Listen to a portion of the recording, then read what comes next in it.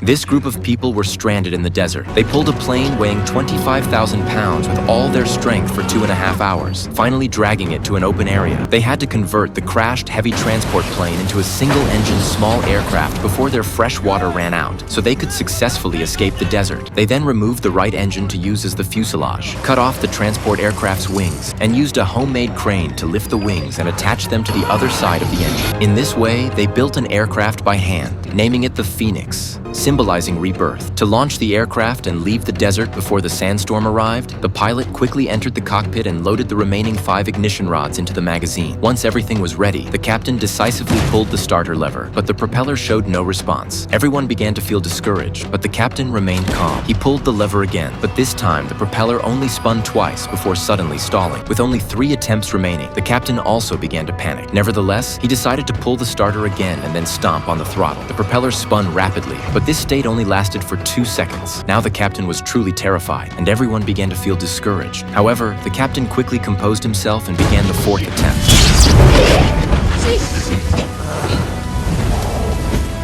This time, the engine burst into flames, but it also cleared the debris from the cylinders. Now there was only one last chance left. If the engine failed to start, they would perish in the desert. The crew members began praying nervously. Under immense pressure, the captain used the final starter rod. Under everyone's expectant gaze, the propeller began spinning at high speed, and this time the